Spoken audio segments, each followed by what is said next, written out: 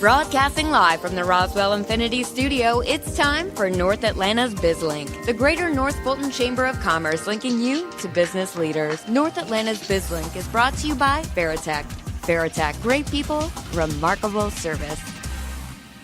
Hello, and welcome to North Atlanta's BIZLINK, the monthly radio show and podcast presented by the Greater North Fulton Chamber. I'm Kali Boatright, here with the Greater North Fulton Chamber. Every month on this show, we link you to North Atlanta's business leaders and introduce you to some of the Chamber's top members. Our guests on today's show are our Tech400 co-chairs. They are Ralph Pasquarello with Snellings Walters Insurance Agency. Hello, Ralph. Hello, Kelly. Glad to have you here. And Winford Williams. Winford is with LexisNexis Risk Solutions. Hello, Kali. Good to have you here. We're going to discuss some of the activities that we have going on at the Greater North Fulton Chamber as it relates to technology. And of course, gentlemen, you're no stranger to the fact that we have what some call the tech corridor or the golden corridor. We certainly have seen technology become a larger part of all the Georgia 400 north of 285. And certainly you have been involved with our Tech400 and our technology committees for quite some time. If you'll bear with me, I'm going to go ahead and just the mission of that committee of Tech400 has changed a little bit as we've merged our Talent Coalition technology group with our Tech400 group, effectively bringing those businesses together with higher education and K through 12, really aligning all of our technology efforts together. So our new mission with Tech400, of course, is to support community business leaders by sharing ideas and knowledge in the areas of emerging technology, innovation, talent development, and creating valuable connections. Gentlemen, you are certainly creating a number of those valuable connections yourselves and chairing that committee. And I think it's excellent that you all really have brought that technology Tech400 group into one of our most successful committees. It's really growing and a lot of dedicated people in that group. If you could just share with me, and what I'll do is, Ralph, if we can start with you, tell me a little bit about you and your position with Snellings Walters and how you got involved with Tech400 in that group. Yeah, thanks, Kelly. So I started working for Snellings Walters about 10 years ago, and my passion actually at the time turned to cyber liability. And insurance agencies, we're a property and casualty company. We do a lot of professional insurances. And at the time, the cyber liability really wasn't well known. I dove into that and just found it fascinating that it's always changing, even today. Coverages change all the time, and it's just a fast-moving world. So that kind of drove me. It was a change of career for me. In fact, I just did an interview with Tori, and you guys posted it. I thank you for that. And it was a change of career for me, which prompted me to get involved with Greater North Fulton Chamber of Commerce, expand my horizons a little bit, get to know some people, and over time, that evolved into me getting involved with the Tech Forum, which was the predecessor of Tech 400. And I'll backtrack. Actually, about 5 years ago, I came up with this notion that we should have a data breach symposium. And I launched that with the help of the Chamber of Commerce. We had it up at the Marriott, and a great panel of speakers, and that was a real success. And we've carried on that annual type event now for the past 5 or 6 years. And that brings us up to today. Tech 400 has grown. The venues have changed a little bit. The mission has changed a little bit, but all for the good. We've grown. We've adapted. And I think we've become more, definitely more flexible. But now it's an attraction for all of the community, for all of the members of the Chamber of Commerce, not just the tech companies. Because deep down, every company and every member that we have is somehow affected by technology. And we want to infuse that into our culture and to our members, and that's why we we joined up with the educational part of it. So. Well, and I know you're one to be on top of the cybersecurity issue. I always look forward to our committee meetings and hearing something new from you on something I can do with my cell phone or to make sure that I'm not at risk. So I may ask you to give a helpful hint before we get out of this, but I'll give you some time to think about that. Sure. And Winford, I am excited to have you here as well. You are leading the Talent Coalition Technology Committee, which was very active in its own right. And after having sat in with both you and Ralph, it appeared you guys were talking about a lot of the same things. And I really think it's great that the two of you were able to come together and build what's now a tech committee that covers all of the bases with a special focus on talent development, which is really part of your passion, correct? Yes. So tell us what you do at LexisNexis and how you got involved with all of this. Very good. Again, my name is Winford Williams, and I've been a part of LexisNexis family for 30 years as of this January. LexisNexis is a global company. The parent company is Reed Elsevier over in the UK. The insurance division that I support started here in the U.S. We originally were part of Equifax, and many people don't know that we were part of Equifax, and then Equifax spawned that division off to become ChoicePoint. ChoicePoint lived for about 10 years, and then we were acquired by LexisNexis. So I'm part of the insurance risk division, and basically what we provide risk solutions for insurance companies.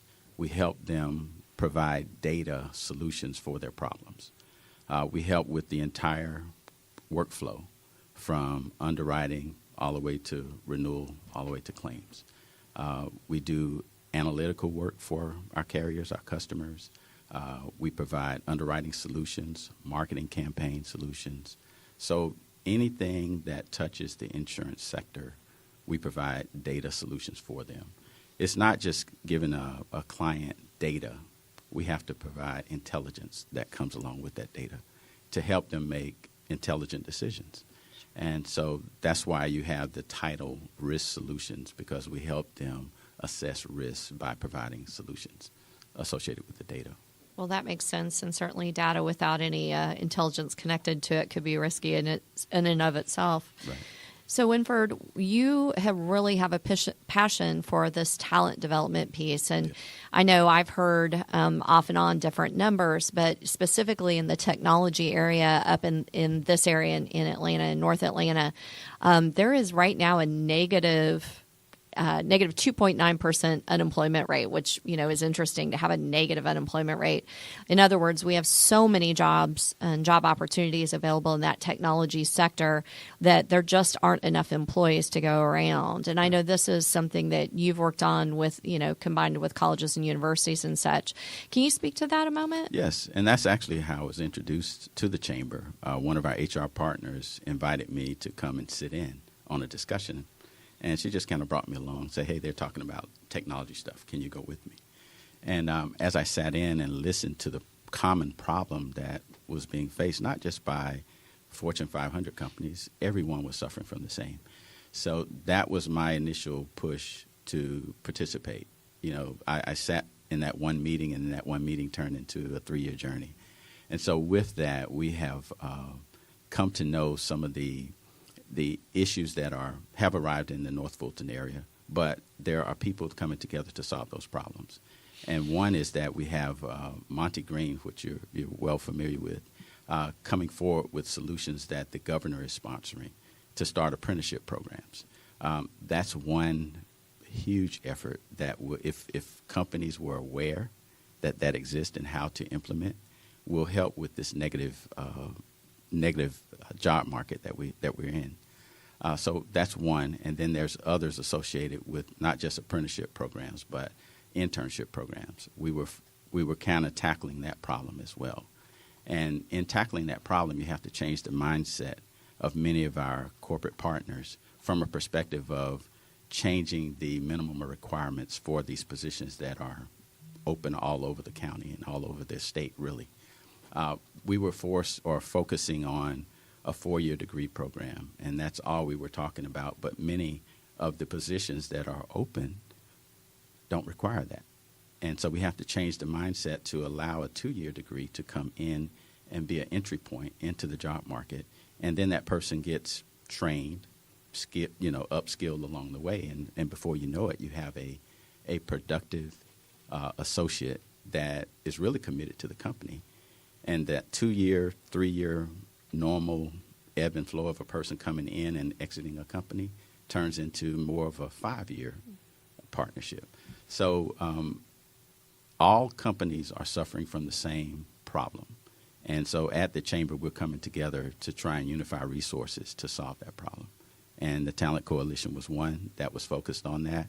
And again, the Tech400 team was doing the same thing. So thanks for your leadership in bringing us together to combine resources to solve those issues. Well, it's a pleasure when you can find a problem and a solution and realize that you got really a village working on it already. Sitting in with Ralph's group and thinking, from a Tech400 perspective, a lot of the businesses who were talking about, just this issue. And then I know you were leading the charge and had a lot of the university, and as I said, even put K through 12 program talking about it as well. So it just seemed like a natural synergy, and has certainly turned out to be so. And working with you two gentlemen is absolutely a pleasure. Ralph, we just had collectively the Smart Cities Luncheon, which was held at the Country Club of Roswell. And part of that was thinking about some of the issues that are current in the world, and certainly in our part of the world as a regional chamber.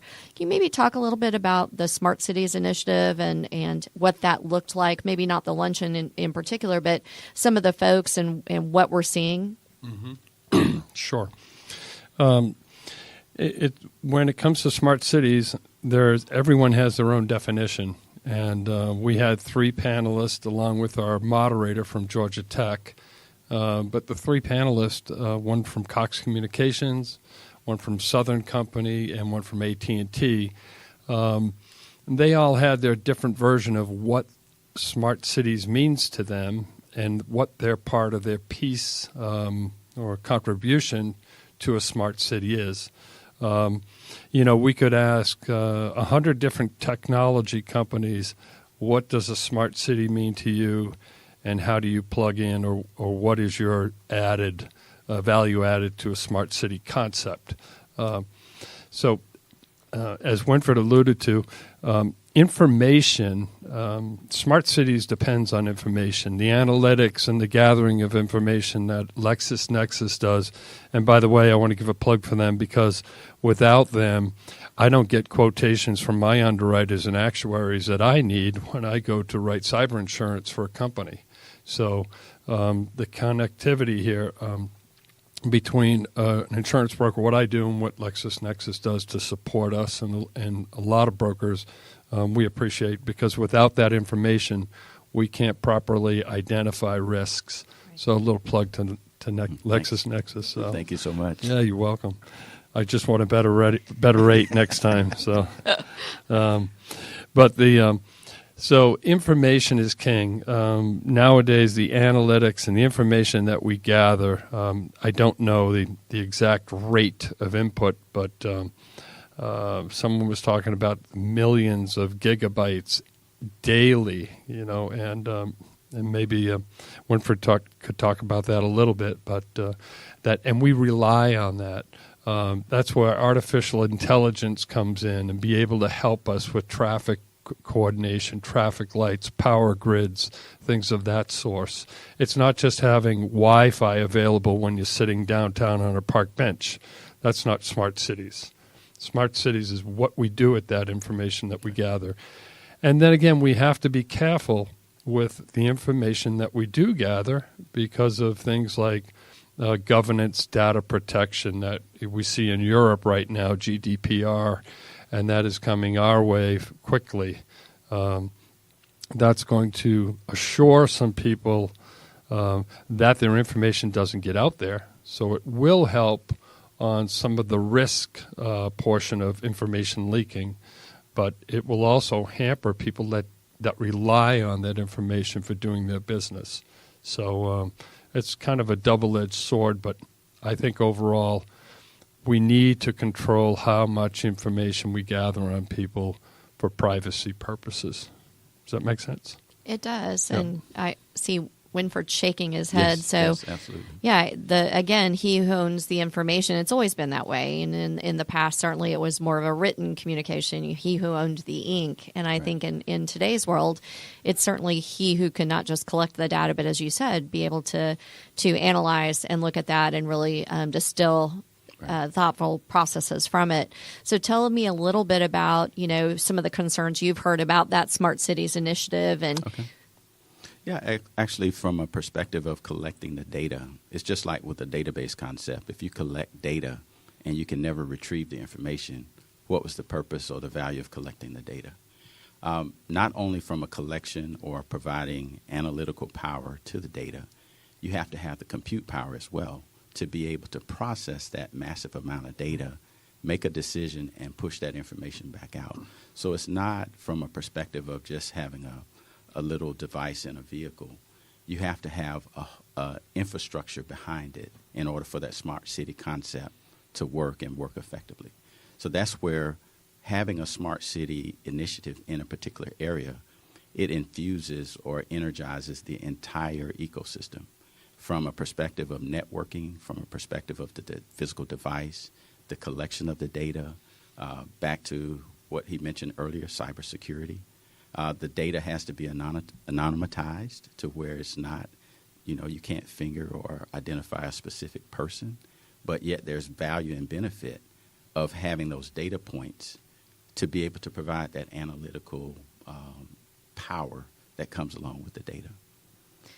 And I think that's, the big question in everyone's mind, right? Who wields the power and how will they, in fact, wield it as it relates to data at this point. As we look at our Tech400 committee, I think one of the things that I've been surprised about, and certainly as a layperson, is the amount of technology that is installed in banks today. Data is really the key in most banks, and certainly in healthcare as well. So when we're talking about technology, I think a lot of people focus on, well, those are technology companies, when in fact they aren't. And I know for you two, as we were looking at mission and reestablishing mission for this year, one of the big things was to be able to communicate to the layperson. I'll use me as an example. I'm an excellent example of someone who is not very technologically adept, but really being able to communicate some of these very, very difficult concepts that are not future think, but year away, 2 years away. Smart cities is one of those. Could you maybe talk about some of the other things that Tech400 focuses on? Ralph, I think you mentioned AI. Yes, thanks, Kali. That's one of our feature. It's not going to be a lunch; it's going to be a dinner, I believe, or an evening event. And that's a good mix too. This year we've changed from the lunches and evening events. We're mixing it up a little bit.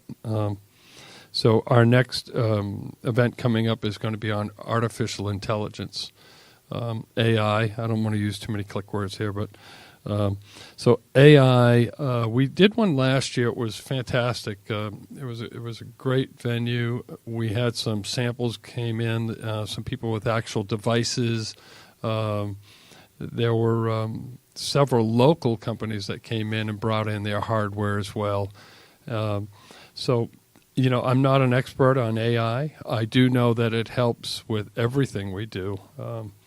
I mean, even if I look at my something as simple as typing an email, I type KAL and all of a sudden Kali's email comes up, and it helps me out with everything we do. Although sometimes not so much. I will say that because I did get an email that was not supposed to come to me from a company the other day who sent me a huge financial sheet, and they meant to send it to another Ralph, which was one of their CPAs. So. Yeah, and you have to be careful because there has to be human intervention, right? We have to be able to distill and make sure that we're, on top of that as well. So, and I'm as guilty as they are for sending to the wrong person. So, so AI is one of the areas we're focusing on. Cybersecurity and fintech, financial technology, and up in this area, oh my gosh, the fintech growth up here has been amazing. Winford, have you seen a lot of? Yes, I mean you have a lot of your banking institutions, and you have a fintech establishment here in the North Fulton area as well that's trying to promote a fintech type certification with our university systems. So from a vantage point of a fintech certification, how that helps the marketplace is that a fintech certification, they are going to focus on all of the basic necessities required for a student to master not just the financial component, but the technology aspect as well. So that helps from a person that's looking for that talent pool to say, oh, if you completed this particular certification, you can hit the ground running when you come into our organization. So that has taken off and is growing continuously in the North Fulton area, as well as across Georgia in general, but definitely in the North Fulton area with a lot of the tech companies moving this way, as well as your financial institutions.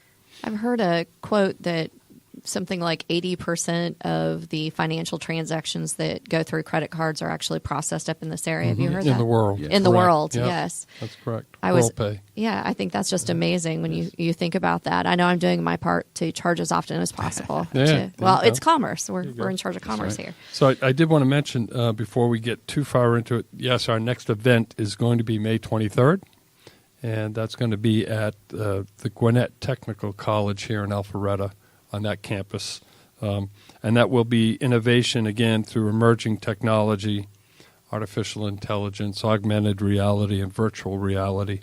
And that should be a great event. It's going to be on their campus, and I'm sure they'll have plenty of hardware and software and examples for us to see. And again, how that affects a local business. I don't care if you have a pet shop or a car wash or whatever you have. There are pieces and parts of an artificial intelligence that will help you do your business better, smarter, faster, and hopefully more profitable. And we're all affected by technology, and certainly we can't bury our head in the sand and pretend like cybersecurity isn't an issue or artificial intelligence isn't coming. It's here. So I think we have to understand it and understand how to harness that information to the best for our business, as you mentioned. And I know that your group just took a field trip, I hate to use that word, but down to the Cybersecurity Center in Augusta, correct? Yes, and it was a great visit. I was not familiar with that facility. We arrived, and it's an immaculate campus. I think it was a $100 million investment from the state of Georgia to construct that site, and it's shared by Augusta Tech and Augusta University. They also have customers, per se, that are three-letter words from the government that reside there in a very secure location. But the advantage of that particular site is that they have instructors and counsel individuals that are right from the military, that are well-versed in cybersecurity, that are providing guidance to that institution and helping students master that particular skill. And they're preparing the next generation of individuals that will come into the workforce to help us solve some of the cybersecurity challenges that we have today. As in speaking with individuals from the chamber as well as other companies, that's a booming field. The cybersecurity field is really exploding. And we have having a difficult time getting quality candidates to stay in a position for an extended period of time. If a person gets 2 years experience, they're off, gone to the next company. So you end up swapping employees in a particular area. And this facility in Augusta is top-notch. If you get a chance to attend, please do. I think we brought some brochures back for your view. But from a perspective of top-notch, they have all of the bells and whistles from a perspective of being able to conduct effective training sessions with students. And they provide a lot of real-life scenarios for the students to address and solve problems. And one of the examples that was given by one of the leaders of the council there, that we were the person that was facilitating our tour, they had a $10 million problem in the military dealing with drones coming in and out of secured areas and taking pictures of secured sites. And they spent $10 million trying to solve that issue. And then they just put a SWAT team together of 6 people that solved that problem in a matter of a month. that would allow a particular drone just to die, fizzle out from communication interruption that they discovered how to implement. So from a perspective of being innovative, you're going to see a lot of innovative technologies come out of that center going forward. That's awesome. I think it's great that the group had a chance to go down and do that tour. And certainly there's lots of cybersecurity education going on in this area as well. I know the University of North Georgia has a significant part in cybersecurity training as well as Gwinnett Tech, as you mentioned, is starting their cybersecurity certificate. So it's becoming more and more an issue. And I believe, Ralph, is it correct, in August we're going to be looking at a cybersecurity workshop with Tech400. So not sure the dates yet, but I know that's the August focus. So we've got that coming up, and it would certainly be on our website. Gentlemen, I want to give you a minute. I know we're nearing the end here, and Ralph, I definitely want to get your tip or trick on keeping your privacy with cybersecurity. But something you want to share maybe about either your businesses or about this area in Tech400 with the listeners, I think that would be great. Okay. You can start. Oh, gosh. I tell everyone I meet, I do a lot of seminars, I speak at a lot of conventions and things like that. I am not a cybersecurity person. I am a cyber liability person. There's a difference. I'm kind of like the fireman. I put the fire out and then pay for the building after it burns down. But hopefully, God forbid, it doesn't. But, be cognizant. With the amount of cyber attacks that are going on nowadays, it's best to educate your people. We do a lot of defense work, and we put up firewalls, and we put up secure software into companies. But the bottom line is, 90% of all cyber attacks enter through an email. Whether it's a ransom attack, whether it's just a disruptive technology or destructive technology, or some sort of exfiltration of information, whatever it is, most of it is the point of entry is an email.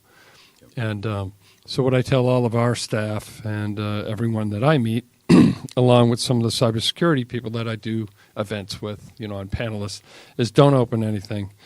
Double check. Make sure if you get an attachment, someone on the other end, you contact them. You're either expecting that attachment, and if you're not, call and verify. It's like a twin factor or two-factor authentication when you're going to deposit something. The same on the receiving end. Make sure that it is for you. Even a photograph can have malicious hardware in it, and most people don't know that. You can open up a JPEG and download malware into your computer. So be cautious. And the worst thing are the apps that we put on our phones. iPhones, the apps have no security in them whatsoever. iPhones are so dirty with malware. And most people don't even realize it. They download apps at a heartbeat. So don't open anything. Be suspicious of everything and train your people. I would expect nothing but that from an insurance guy. So I think that's good advice, excellent advice. How about you, Winford? Sure. From a perspective of LexisNexis being a data company, I would encourage other companies to think of ways to innovate to help the community. LexisNexis has a program called Atom, and it's a platform that was created by volunteers at LexisNexis that put their blood, sweat, and tears in play to help locate missing and abducted children. And so from a perspective of putting your resources together, not just to make a profit, but to help the community, this is one. We have a wall at LexisNexis that has a picture of every child that was recovered from that program. And it's amazing to see that when you walk in the front door, to say that we're not just about making money, we're about helping the community. And that's one point that all of us are proud of from that vantage point. We also focus on fraud, detection of fraud, prevention of fraud, and highlighting fraudulent activities to insurance companies. So that's another aspect of our business that many people are not aware of, that we're all proud of. And it makes a difference in our community and world to make it a safer place. I think it's apropos that we end with something that's heartfelt. I think a lot of times we get in our minds that technology is very much a mind thing, which in fact it is. But in fact, you can use it to great advantage to help a lot of people, and Compassion can use that technology to do great things. So I'm really glad that you ended us that way. I think that's a great thing to remember as we're looking at this. I want to thank my guests for joining me today. I also want to thank the listeners who are joining us on North Atlanta's BIZLINK, presented by the Greater North Fulton Chamber. To listen to the show again or to hear any of our previous episodes, you can visit businessradiox.com, select the North Fulton studio, and then click on North Atlanta's BIZLINK. To find out more about the Greater North Fulton Chamber and all the great things going on there, you can visit GNFCC.com. And until next time, I'm Kali Boatright, and this has been North Atlanta BIZLINK on Business Radio X.